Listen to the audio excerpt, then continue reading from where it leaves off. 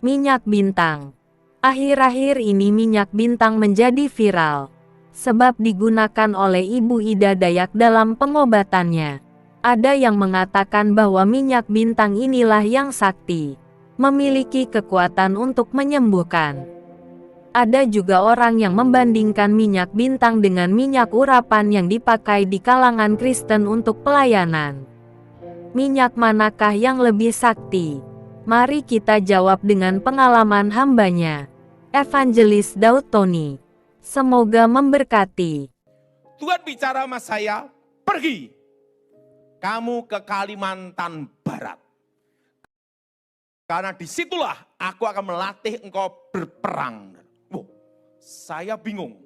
Saya ada di Solo dan seumur hidup waktu itu belum tahu yang namanya Kalimantan itu kayak apa. Dan waktu itu saya masih ingat, ikan arwana itu masih jadi ikan goreng. Nah, itu tahun 93-94. Saya baca dalam kitab Yakobus tentang mengoleskan minyak dalam nama Tuhan Yesus. Nah, saya tuh sekolah Alkitab, sejak saya sekolah, saya tuh tidak mau berdebat dan tidak mau ribut. Kenapa, Saudara? Ingat, kita hidup untuk menjadi berkat. Nah, dan dalam hidup ini, saudara harus percaya bahwa dirimu dipakai Tuhan. Nah, jangan tergantung sama siapapun.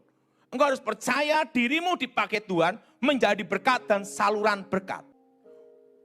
Sebab itu Tuhan, saya suruh berangkat. Waktu itu saya masih ingat, saya dikasih mama saya uang 100.000 rupiah. Setelah itu tiket pulang pergi. Naik kapal, namanya kapal Binaya. Saya masuk kapal barang.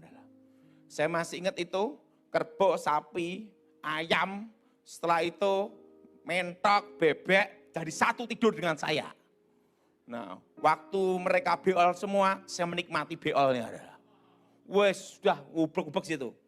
Nah, sampai Kalimantan Barat, sampai Pontianak, Tuhan beritahu saya, engkau melangkah lagi, jalan lagi. Makanya, bagian kita adalah taat dan setia. Bagian Tuhan adalah bertanggung jawab. Amin. Saya sampai Singkawang. Setelah Singkawang, wah waktu itu saudara, terjadi kerusuhan Sanggoledo. Terjadi perang antara Dayak dan Madura. Nah, tapi Tuhan nyuruh saya suruh masuk ke pedalaman kondisi perang. Gimana saudara? Nah ingat, tugas kita adalah taat setia. Sampai di sana, waduh, tiba-tiba saya diingatkan ayat, oleskan minyak dulu. Jadi ingat, Tuhan mendidik supaya kita ini mengalami. Apa saudara? Bukan dari katanya orang, tapi kita mengalami. Oleskan minyak setiap pintu. Nah waktu itu saya bingung cari minyaknya di mana, kan tidak ada persiapan. Nah ada minyak goreng. Saya minyak goreng sama penduduk setempat, saya doa. Disitulah saya baru mengerti gunanya minyak urapan. Di dalam kasus pengusiran roh. Saya berdoa, Tuhan Yesus berkati minyak ini. Sucikan minyak ini dengan darah Yesus. Menjadi benteng yang kudus. Menjadi benteng yang maha kudus. Untuk membebaskan dari yang jahat. Membebaskan dari kutuk. Menjadi pagar benteng api Roh Kudus. Demi nama Yesus. Nah, minyak itu saya oleskan di setiap pintu. Di setiap pintu saya oleskan. Setelah saya oleskan pintu, saya tidur. Wih, tiba-tiba ada mandau terbang. Tapi mandau itu tidak bisa masuk di dalam rumah. Saya lihat ada angin mandau. Saya bangun, saya lihat di jendela. Mandaunya terbang gini, mengelilingi rumah itu. Baru saya mengerti, berarti minyak urapan itu menjadi tanda, itu milik wilayah Tuhan. Jadi minyak urapan itu ada gunanya. Di situ saya mengerti, oh berarti ini menjadi tanda milik Tuhan. Menjadi tanda wilayahnya Tuhan. langsung saya doa di jendela. Dalam nama Yesus, mandonya jatuh. Begitu mandonya jatuh, nah, datang anak muda. Pak Daud, bagaimana ilmu daya? Saya ngomong, itu mainan saya sejak SD. Memang waktu SD mainan saya itu doang dah. Karena enggak ada kerjaan.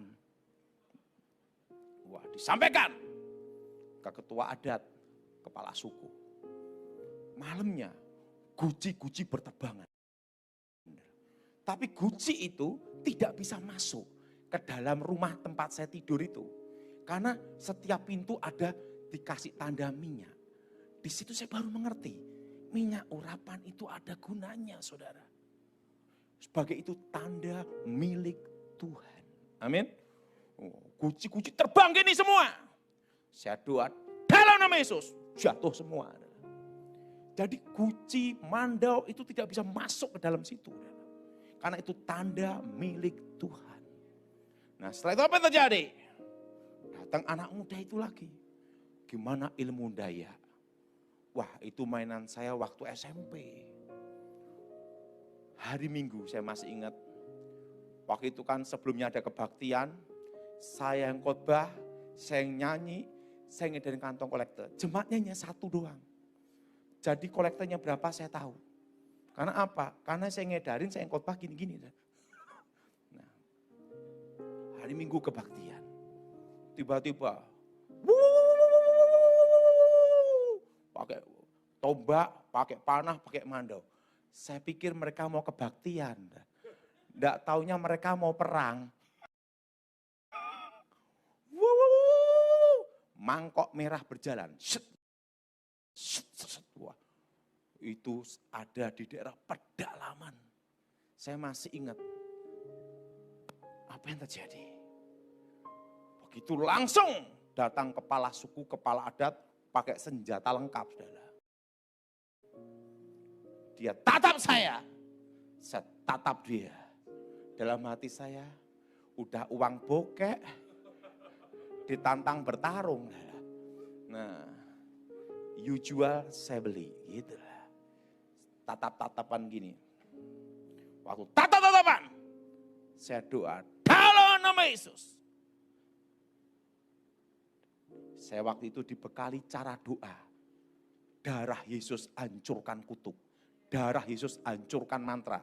Darah Yesus bentengi. Itu saya diajar Pak Stefanus Pinky.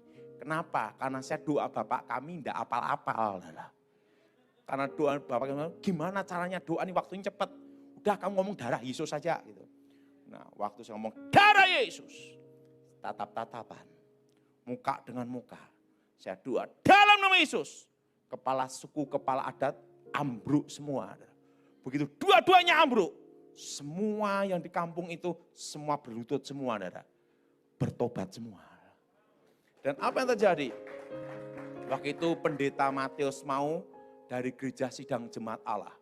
Disuruh baptis setiap hari sampai gini-gini.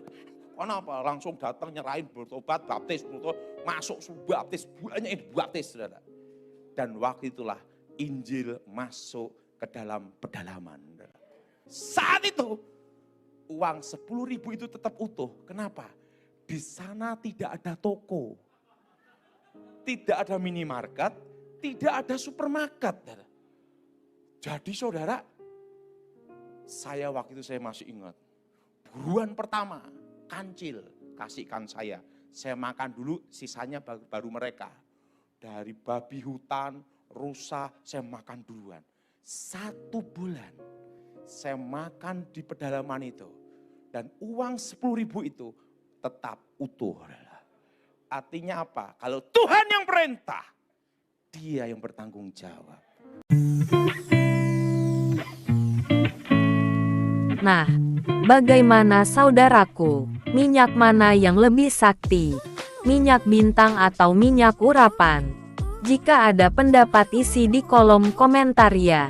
Menurut admin, pada dasarnya tidak ada minyak yang sakti. Termasuk minyak urapan maupun minyak yang lainnya. Sebab minyak hanyalah media yang dipakai untuk kegiatan tertentu. Yang jadi pertanyaannya kekuatan siapa yang dilibatkan dalam minyak tersebut? Kuasa Tuhankah atau kuasa kegelapan? Jika ada unsur kuasa gelap dapat mendatangkan kutuk. Jika melibatkan kuasa Tuhan maka sesuatu akan menjadi tanda milik Tuhan. Saya percaya minyak bintang adalah natural dari alam dan demikian juga dengan minyak urapan. Jadi silahkan saja gunakan minyaknya. Selama tidak melibatkan kuasa gelap tidak masalah. Tuhan Yesus memberkati.